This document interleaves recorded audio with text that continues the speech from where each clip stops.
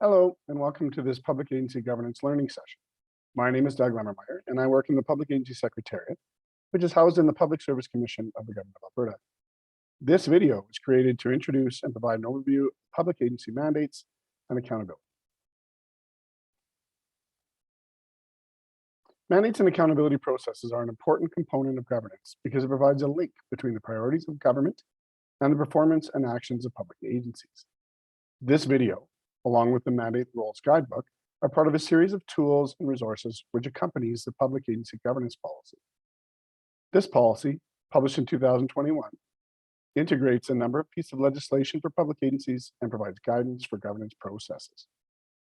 The guidebooks and other resources, as listed here, provide more detailed information and instructions on how guidance in the governance policy should be interpreted and applied. Following the processes and recommendations outlined in the guidebooks ensures the consistent application of legislation and policy, which improves the accountability of public agencies and the departments overseeing them. The purpose of today's learning session is to provide an overview of mandate, autonomy, and accountability of public agencies, the mechanisms in place for agencies subject to the Alberta Public Agencies Governance Act, known as APEGA agencies, and how similar processes can be used as best practice for those not subject to the Act or non-APEGA agencies. There are just under 240 public agencies in Alberta that deliver a number of services for and on behalf of Albertans. These agencies impact almost every facet of our province, from industry to families to individual Albertans. Governance can be described as the processes of decision-making and the processes by which decisions are implemented, or in some cases not implemented. Good governance ensures that public services are delivered to Albertans responsibly. The Government of Alberta is committed to good governance through building policies for public agencies based on the best and most up-to-date information available. Policies, legislation, practices, and processes supporting accountability, efficiency, transparency, and performance ensure good governance and need to be woven throughout all public agencies.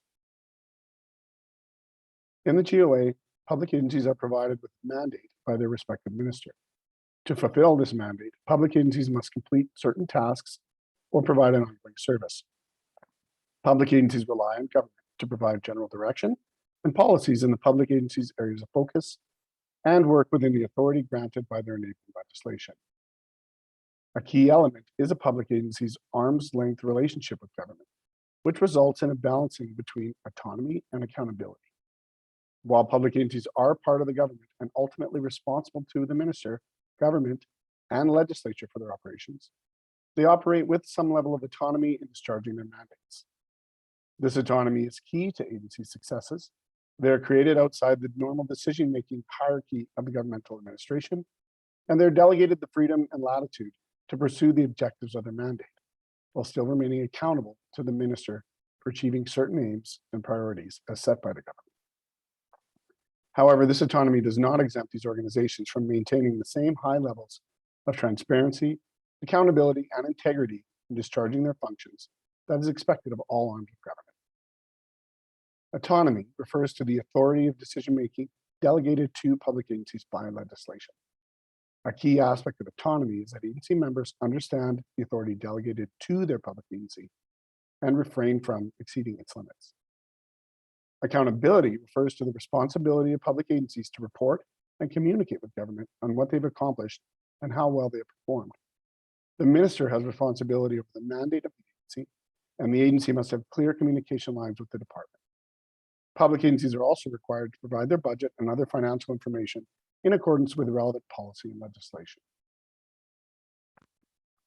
In Alberta, public agencies are set up through legislation, so this enabling legislation lays out an agency's mandate, scope, powers, duties, etc. Specific things applying only to a particular agency. We also have a piece of legislation that broadly applies to public agency governance. This, as mentioned earlier, is the Alberta Public Agencies Governance Act, or APEGA. Just over 100 public agencies in Alberta are subject to APEGA. APEGA speaks to some of the responsibilities of both ministers and public agencies, as well as provides some legislative requirements. Best practices and further government policy is detailed in the Public Agencies Governance Policy, which is available on alberta.ca. Public agencies subject to APEGA are required to have a mandate and rules document created collaboratively with the minister and department. Mandating rules documents, or MRDs, are where ministers and ABCs agree to a common and clear understanding of roles, responsibilities, mandate, and reporting requirements. It is within this document that autonomy and accountability can be clearly described and agreed upon. So why is clarity in roles and responsibilities so important? A problem that often arises in public agency governance is the public agencies operating outside of their scope and authority. This can be an issue with new agencies as they're being established, and the board members may not have a clear understanding of the government's purpose in creating the agency.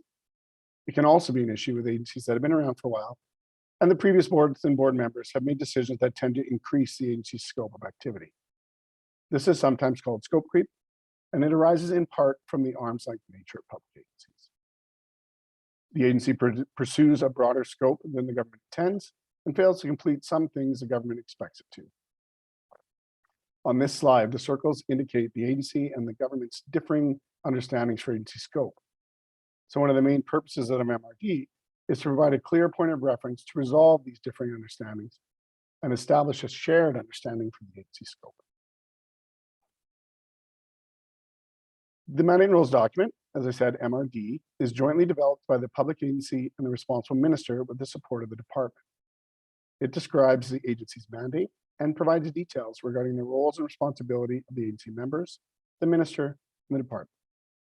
It may include the roles and responsibilities of others as well, such as the chief executive officer for those agencies that have one. Some agencies or organizations have documents such as a terms of reference or a memorandum of understanding that include much of the same information and perform a similar function. We'll talk a little bit more about those documents in a moment. A PEGA requires agency MRDs to be reviewed within 3 years of the date they were previously signed. Further, the mandate and operations of a PEGA agencies must be reviewed at least every 7 years to determine whether the agency remains relevant in the context of government priorities. That'd be a full review, and that's a requirement of a PEGA. So as I said earlier, not all public agencies are subject to a PEGA. For those non-PEGA agencies, the governance policy is recommended as an optional best practice that agencies continue to have an MRD or similar type of agreement with the minister to clarify mandate, scope, roles, and responsibilities. The information on MRDs in the guidebook and in this presentation can be applied as optional best practice for non-PEGA agencies to use in an MRD, terms of reference, memorandum of understanding, or similar agreement. So let's take a look at the actual content of an MRD. Some of the elements described here are optional best practices, and some are required for PEGA agencies. So first, the mandate. The mandate must align with the public agency's governing legislation. Further discussion of the mandate may be required to ensure the department and the agency have a shared understanding regarding the agency's purpose, vision, goals, and outcomes. Once defined by the MRD, the mandate should provide a point of reference when issues regarding the agency's scope of operations arise. As mentioned earlier, a PEGA requires a review of the agency's mandate at least every 7 years.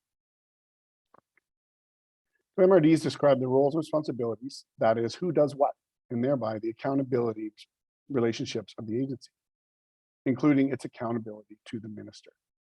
A PEGA provides a list of roles and responsibilities that are required to be included in MRD. Both a PEGA and non-PEGA agencies should consider including additional roles and responsibilities as appropriate for their agency. PAS has developed several resources to support individual responsibilities, and some more on that in a moment. So an MRD also includes classification. So public agencies are classified according to their primary purpose. Regulatory adjudicative agencies, public trust, corporate enterprise, service delivery, and advisory agencies. Definitions of each classification are in the public agency governance policy.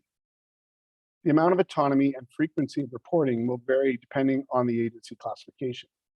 The financial, staffing, and administrative arrangements for the public agency likewise vary depending on the type of agency and its relationship to government and its respective department. Some questions are, how is the agency funded?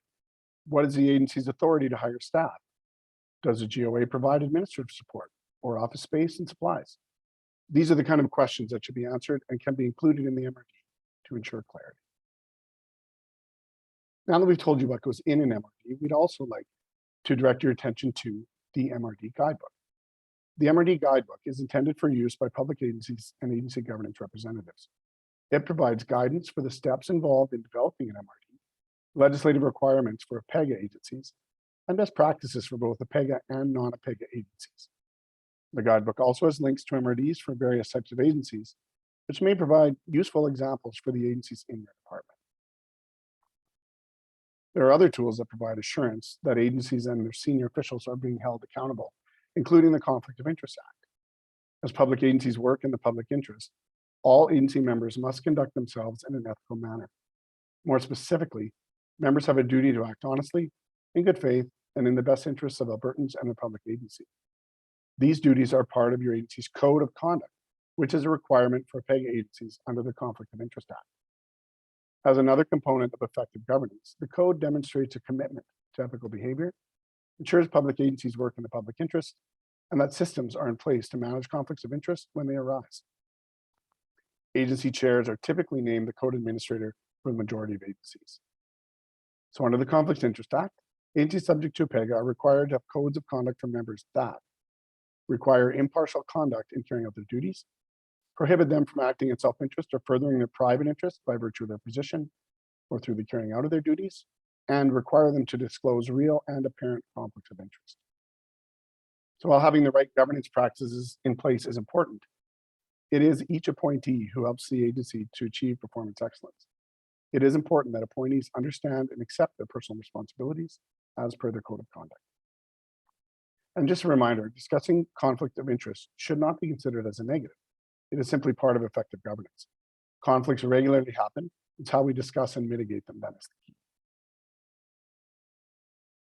The Public Agency Secretariat provides guidebooks for developing processes that support accountability, including for mandate rules documents specifically, but also the Member Evaluation Guidebook, which provides information to strengthen evaluation practices of board members, Succession Planning Guidebook, which outlines best practices for continuity in organizational knowledge and board competencies, the Competency Matrix and Definitions Library, which is a comprehensive library and tool that contributes to the application of competency-based recruitment, and fact sheets to support understanding of conflicts of interest and the codes of conduct. These resources are available through alberta.ca. And additionally, this YouTube channel was created, which hosts recorded learning sessions if you're interested in learning more. In conclusion, public agencies are provided with a mandate by the respective minister in the GOA and work within the authority granted by their enabling legislation. A key element of all public agencies are their arm's length relationships with government, which results in a balancing between autonomy and accountability. Autonomy refers to the authority of decision-making delegated to public agencies by legislation. Accountability also refers to the responsibility of public agencies to report and communicate with government on what they've accomplished and how well they have performed. Mandate and roles documents are recommended for all public agencies, but are required for APEGA agencies. Developing an MRD through a collaborative process promotes a shared understanding of the agency's purpose and can prevent scope creep. This understanding is foundational in providing clarity for the agency to focus on the work it was created for. MRDs are a key tool in ensuring accountability and ensuring the agency is performing in the public interest. Thank you for your time, and I hope you found this helpful. If you have any questions, please send them to pasinfo@gov.alberta.ca.